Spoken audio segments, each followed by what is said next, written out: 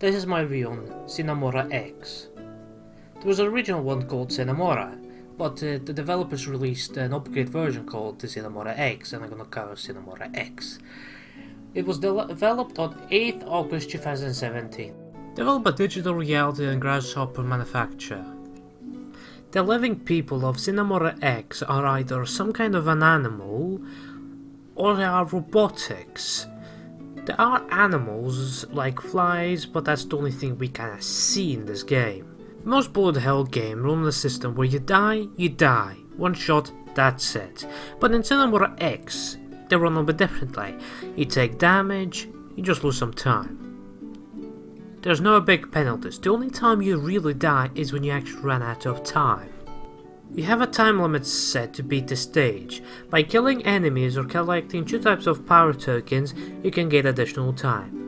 You only get a few seconds of time when you kill enemies and a few seconds of time when you actually collect tokens that give you time.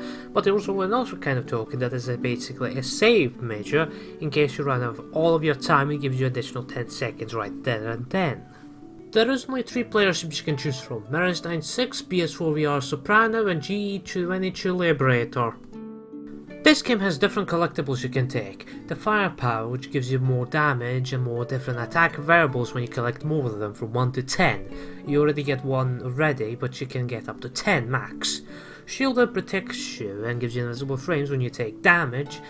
Time extendable, which extends your time when you run out of all of your time. There's also time tokens, which says you collect and gives you extra seconds to your overall time.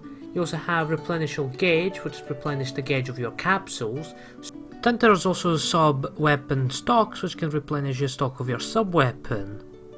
And final pickup is bonus points, which you can take and increase your overall score to a higher score. The more firepower you collect, the more damage you can output. There's 3 different ships and all of them differently have different types of attack. The basic of 1 firepower, which is pretty much you can begin with, 5 is the middle ground, and 10 which is the max you can get in the game. We have 3 different types of capsules, one called speed up, which slows everything down so it's easier to move around, rollback, which essentially reverts back time, and it can be used when you're dead as well.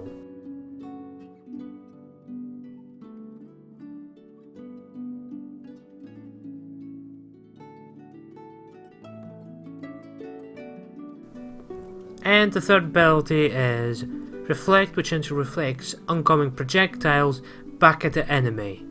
We have a lot of characters we're able to play, from Argus Pythol, Akuta Dryad, Durak, Linthe Jutsu, Renato Kos, Miriwana Magusa, and Garai.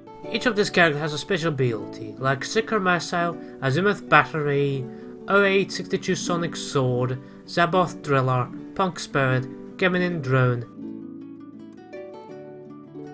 and ABC Cluster Bomb. This game has many modes. One of them is the story mode. There's original and alternative.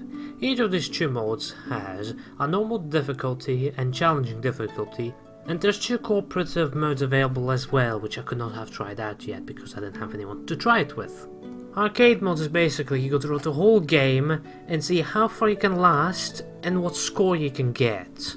In Score Attack, you select the stage, you play through it and see how best score you possibly can get on that one stage.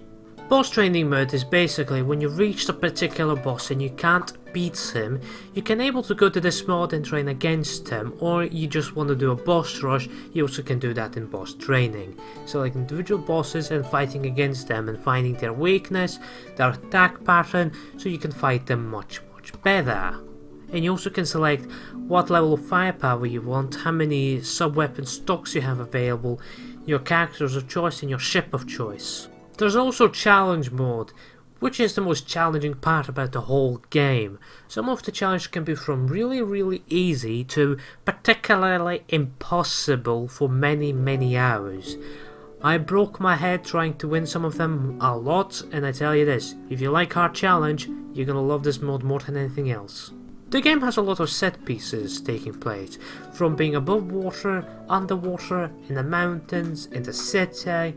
There's quite a lot of set pieces you can play through and it's quite enjoyable. There's different bosses you're able to fight in this game, like Kolobok, Melkor, Papacarlo, Libelle, Serapoes, Paladion, and Opan.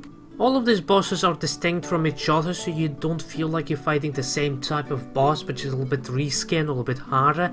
All of them are variable from difficulty to variability on where you fight and how you fight. One has a shield plating on its core, which essentially if you shoot, your pellets shoot back at you and damage you as well. There's a lot of different attacks each boss able to use against you. Sine Mora X has some great parts and some bad parts, but from what I played, I really do enjoy this. I would give it a 4 out of 5. I highly recommend, but it's not for many. But it was for me and I loved it.